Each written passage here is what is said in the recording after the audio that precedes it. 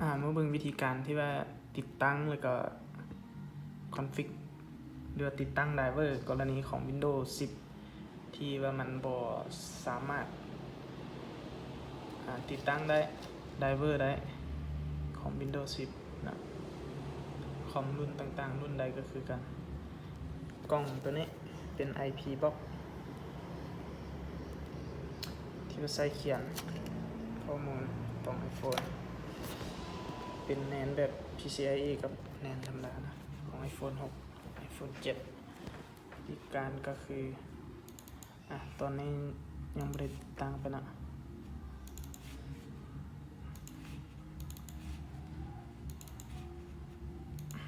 เปิดไปเลยเลือกโฟลเดอร์หรือว่าบอลที่เราจะเอาไว้ตัวนี้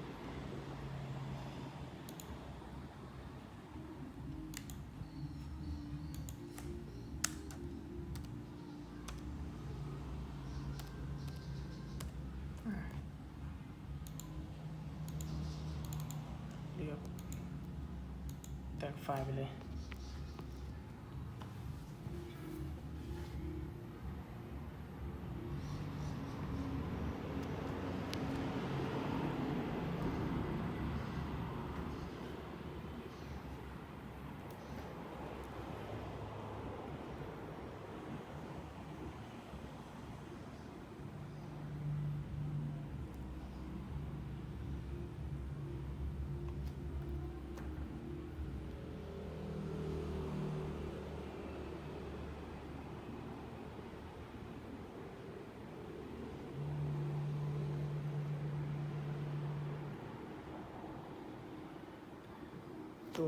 ตัวนี้นี่เป็นตัว full version นะบ่มันเฉพาะแต่ตัวนั้นนะเป็น full version มันเลยใช้เวลาโดน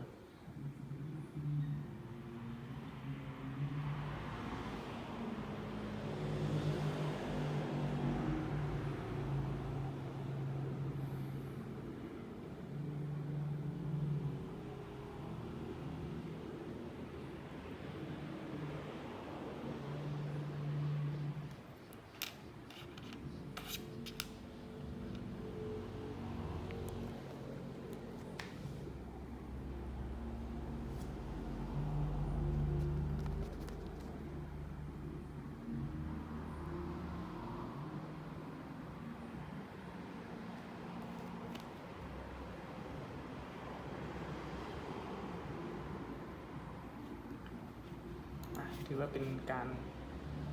ติดตั้งไว้เรียบร้อยในส่วนนี้เวลาติดตั้งมันจะเห็นไอคอนอยู่ในส่วนนี้สามารถเปิดได้ปกตินะแต่ว่าโดยที่ว่าบริต่อจากตัวนี้ใส่เวลานี้เรามาลองเสียบตัวนี้ใส่บ้าง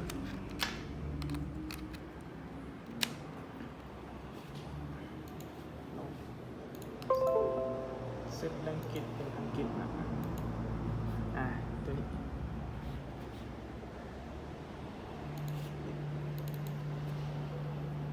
เปิดใหม่ในส่วนนี้เราลองเทียบปุ๊บนะมันจะบอกว่าตัวนี้ fail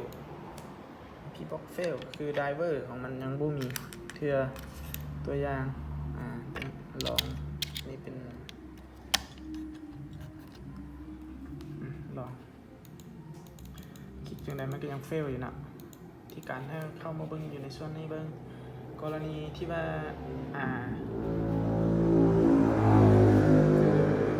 อยู่ในส่วนนี้ให้เราลองติดตั้งไดรเวอร์นี่ไปเบิ่ง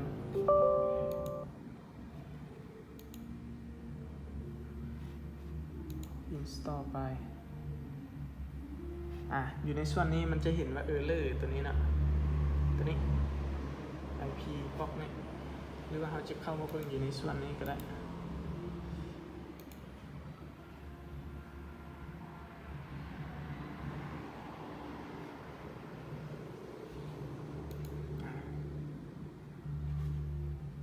เป็นแบบนี้ตัวนี้ที่ว่ายังบ่มีไดรเวอร์ก็คือเวลาเราคอนฟิกเนาะมันจะมีหลายวิธีคอนฟิกแต่ว่าในส่วนนี้เวลาเราอัปเดตตัวนี้เนี่ยนะหรือว่าติดตั้งตัวนี้มันจะบ่สามารถติดตั้งได้ก็คือปกติมันจะเฮ็ดแบบนี้ติดตั้งไดรเวอร์ของ ไปเลือกพาธหรือว่าบอลที่เราเก็บนั้นไว้มันจะมีไดเวอร์คลิกปึ๊บขึ้นปึ๊บจะบอกว่า problem installation driver for your device ตัวนี้เป็นปัญหาเนาะก็คือบสามารถติดตั้งตัวนี้ไปได้วิธีการแก้ไขก็คือแบบนี้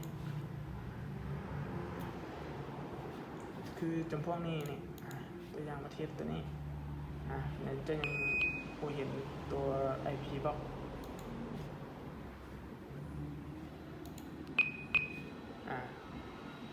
connection IP box fail ที่การแก้ไขก็คือที่แบบนี้เข้าไปตั้งค่าrecovery ของ Windows เข้าไปที่ Advanced Startup เนี่ย Reboot เข้าไป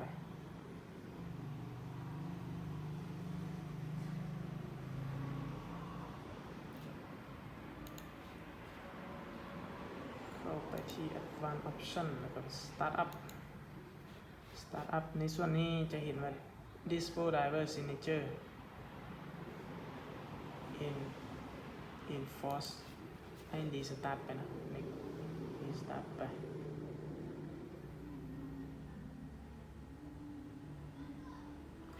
หลังจากนี้มันจะมีฟังก์ชันให้เลือกนะมี1-9ให้กดเลข7เนาะ Display Driver Signature ให้กดเลข7เนี่ยนะเครื่องจะรีสตาร์ท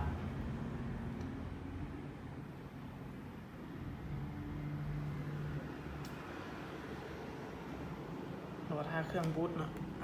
เราสามารถถอดก่อนก็ได้หรือเสียบคาไปเลยก็ได้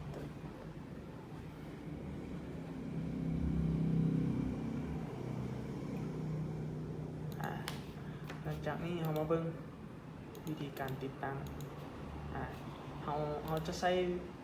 วิธีติดตั้งผ่านโปรแกรมนี้เลยก็ได้หรือว่าจะไปติดตั้งอยู่ในส่วนของ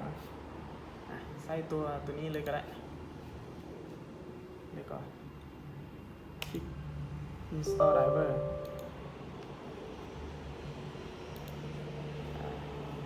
มันจะเด้งตัวนี้ขึ้นมาให้คลิก install ไปเลยเดี๋ยวมาเบิ่งอยู่ในส่วนนี้ driver หลังจาก install ไปนะตัวนี้จะบอกว่าโอเคถ้าเป็นแบบนี้แสดงว่ากล้องกับคอมเนี่ยหรือว่าโปรแกรมอยู่ในคอมมันสามารถเห็นกันเรียบร้อยฉะนั้นเราก็มา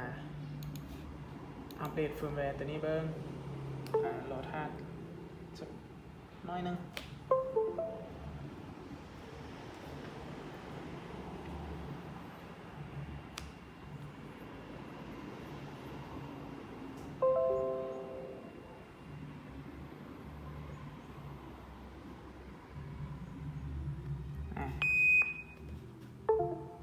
complete นะถือว่าสำเร็จก็มาคลิกตัวนี้เบิ่ง PCIe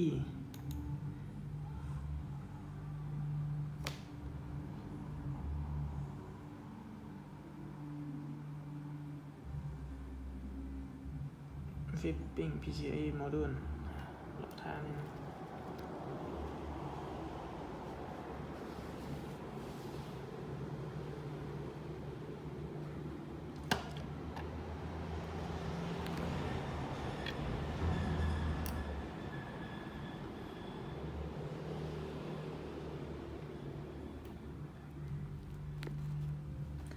รอท่าจนกว่าตัวนี้จะสำเร็จนะ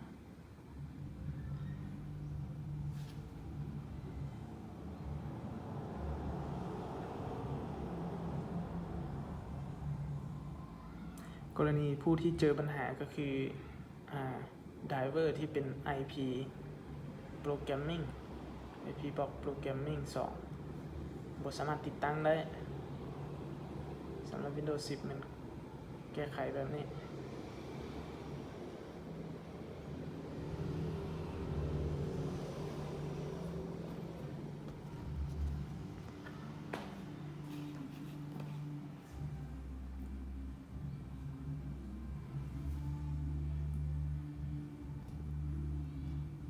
Pbox ตัวนี้จะเป็น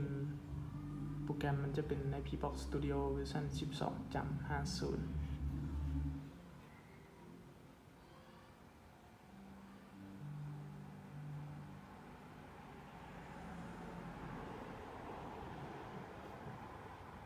ตัวนี้เป็นการอัปเดตเฟิร์มแวร์ของอันนี้ซื่อๆเนาะ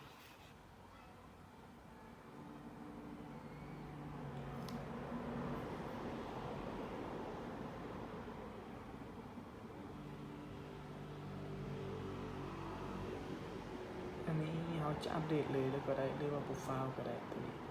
ที่จริงถือว่า successful หลังจากนี้เราก็มาเทสเบิ่งใส่ตัวนี้เบิ่ง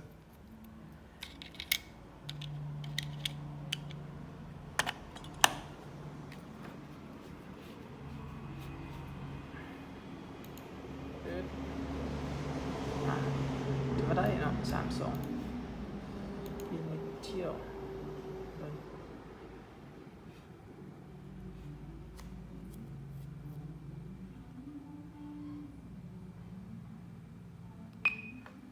เรียบร้อยก็คือว่าได้เนาะตอนนี้ผมลองเบิ่งถือว่าใส่ได้ตัวอื่นกับค่อยปรับใส่เอากันนะจบ